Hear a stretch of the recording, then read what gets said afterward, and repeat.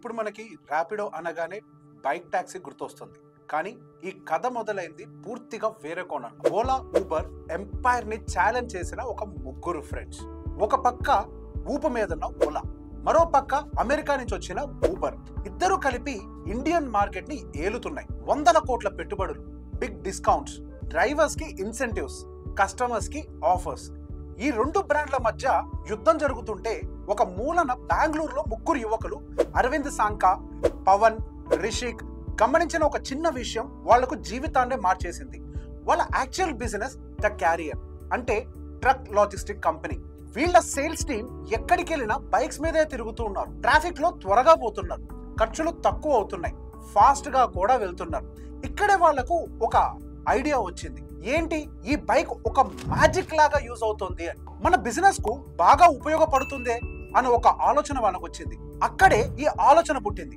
భారతదేశంలో 75% vehicles bikes. మరి మనం క్యాబ్లను టార్గెట్ చేయకుండా ఈ బైక్ మార్కెట్ ను టార్గెట్ చేస్తే ఎలా ఉంటుంది? ఈ ఆలోచనను స్టార్టింగ్ లో సీరియస్ గా ఎవరూ తీసుకోలేదు. కానీ వారిద్దరూ నవ్వుతూ మళ్ళీ ఆలోచన చేశారు. భారతదేశంలో ఒక సామాన్య యువకుడు కారు కొనడం కన్నా బైక్ కొనడం ఈజీ. పెట్రోల్ ఎక్స్పెన్సెస్ తక్కువ, మెయింటెనెన్స్ తక్కువ, ట్రాఫిక్ లో ఫాస్ట్ గా వెళ్ళగలగటం, ఇవన్నీ బైక్ కి ఒక ప్లస్ పాయింట్లు. కార్ క్యాబ్ బుకింగ్ చేస్తే 200 నుంచి 300 రూపీస్ వరకు ఖర్చు అవుతుంది. అదే బైక్ మీద ఒక షార్ట్ ట్రిప్ అయితే 50 to 60 రూపీస్ చాలు. ఈ ముగ్గురులోని ఒకరు నిదానంగా అన్నారు, ఓలా ఊబర్ లాంటి కంపెనీలు లక్షల్లో ఖర్చు చేస్తూ ట్రాఫిక్ లో కస్టమర్ల టైం ని వృధా చేస్తూ బ్రాండ్ గా నిలుస్తున్నాయి అని. మన బైక్ టాక్సీలు వాడుతూ వేగంగా చీప్ గా సర్వీస్ అందిస్తే ఎలా ఉంటుంది అని ఒక ఆలోచన వచ్చింది. అక్కడ మొదలైందే వారి ప్రయాణం.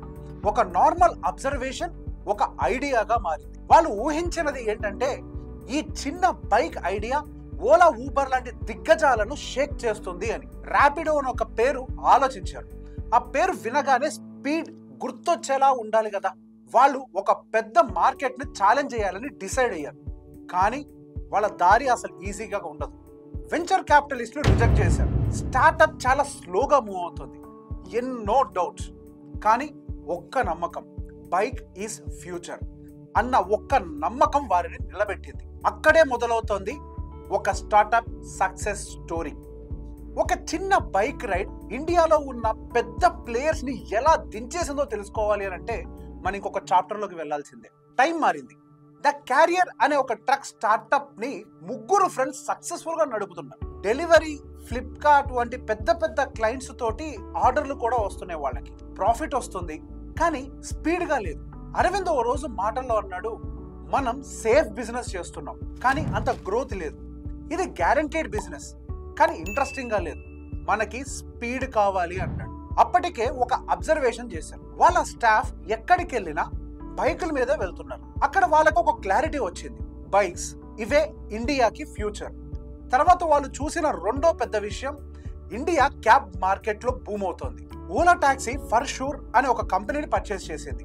ఊబర్ వందల మిలియన్ల డాలర్లతోటి భారతదేశంలో పెట్టుబడులు పెడుతోంది. అయితే ఇండియా అమెరికా మాత్రం కాదు. ఇక్కడ ప్రజలు కార్ల కన్నా బైకుల పైన ఎక్కువగా డిపెండ్ అవుతారు. మన పర్సన్ లిమిటెడ్ గా ఉంటుంది. అందుకే ప్రజలు కూడా లిమిటెడ్ ఎక్స్పెన్సెస్ లోనే జర్నీ చేయాలని కోరుకుంటారు. ఇక్కడే వారికి ఒక విజన్ కనిపెట్టారు. ఓలా ఊబర్ క్యాబ్స్ తో వార్ చేస్తూ ఉంటే మనం బైక్ టాక్సీ తోటి ఇండియా మొత్తాన్ని నెమ్మదిగా గెలవచ్చు అని. ఇక్కడే ర్యాపిడో పుట్టింది. ఒక చిన్న స్టార్ట్అప్ కానీ వెరీ బిగ్ డ్రీమ్. ఓలా ఊబర్ల మధ్య పోటీలో ఒక చిన్న స్టార్ట్అప్ ఎలా నిలబడగలదు? ఇదే ప్రశ్న వెంచర్ క్యాపిటలిస్టులది కూడా. 75 మంది వీసీలు వాళ్ళని రిజెక్ట్ చేశారు. ఇది పని చేయదు. బైక్ టాక్సీల మీద ఎవరు నమ్మకం పెడతారు? కానీ అరవింద్, పవన్, రిషిక్ మాత్రం వదలలేదు. వాళ్ళకున్నది పెట్టుబడి కాదు, కానీ పట్టుంది. వాళ్ళు తలవంచలేదు. బదులుగా ఏంజల్ ఇన్వెస్టర్ల దగ్గరికి వెళ్ళారు. అక్కడ ఒక చిన్న చీకట్లో వెలుగు కనిపించింది. అనూప్ మిట్టల్, గౌరవ్ మంజుల, కునాల్ బహుల్ వంటి సెలబ్రిటీస్ వీరి ఐడియాని నమ్మి మొదటి ఇన్వెస్ట్మెంట్ పెట్టారు. ఈ ఇన్వెస్ట్మెంట్ తో ర్యాపిడోకి వేగం వచ్చింది. ఈ టైంలో ర్యాపిడో టియర్ 1 సిటీస్ లో డెవలప్ చేయాలనే ఒక ప్రయత్నంలో ఉంది. అక్కడే వారి జీవితంలోకి వస్తాడు పవన్ మంజుల్, హీరో మోటార్ కార్ప్ CEO, ఒక జైంట్ ఇండస్ట్రియలిస్ట్. అతను ఒక ప్రశ్న అడిగారు, బెంగళూరు, హైదరాబాద్ ఎందుకు, మిర్యాలగూడ, గుంటూరు, నాగర్ కర్నూలు ఎందుకు కాదు అని. వాళ్ళు షాక్ అయ్యారు. కానీ ఆయన చెప్పినదే నిజం. ఒక ఇండియన్ నెలకు యావరేజ్ గా 7,600 సంపాదిస్తూ ఉంటారు. ఎవరు 300 రూపీస్ క్యాబ్ కి ఖర్చు చేస్తారు? ఇక్కడే వాళ్ళ స్ట్రాటజీని మార్చడం మొదలుపెట్టారు.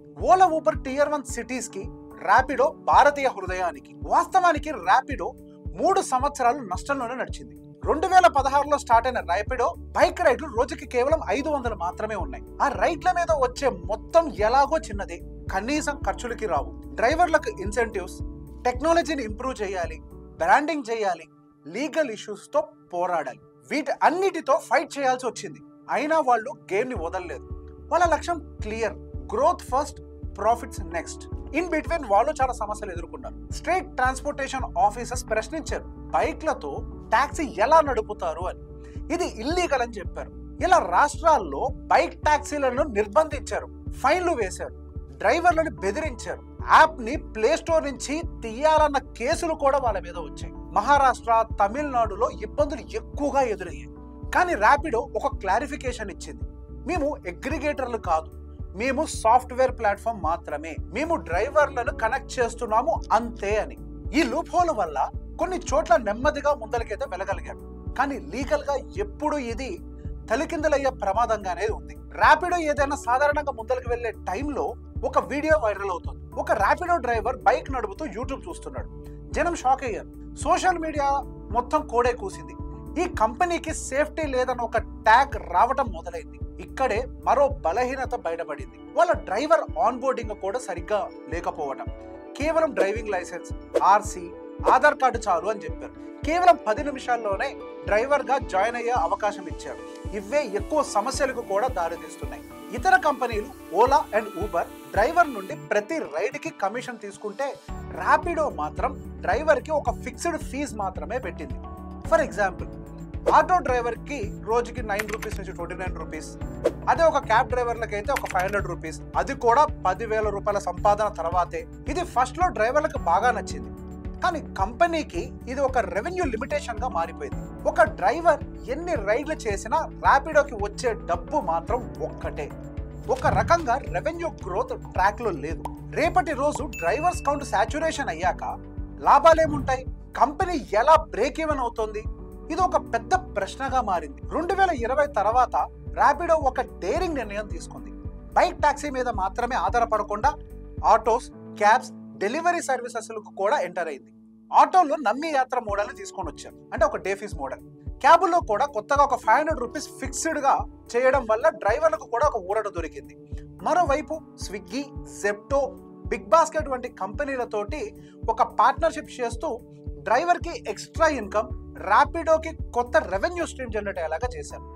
ఇప్పుడున్న స్ట్రాటజీ ఏంటి అని అంటే, ఒక బైక్ డ్రైవర్ రైడ్ చేయకపోయినా food delivery, quick commerce delivery ద్వారా డబ్బు సంపాదించగలగాలి. వాళ్ళ కలలు కనే సమయంలో ర్యాపిడో ముందలికెళ్ళింది. లాభాల కన్నా నమ్మకమే మొదటి పెట్టుబడి అయింది. బైక్ ఒకటి కాదు, అది కోటి కుటుంబాలకు ఉపాధి మార్గమైంది.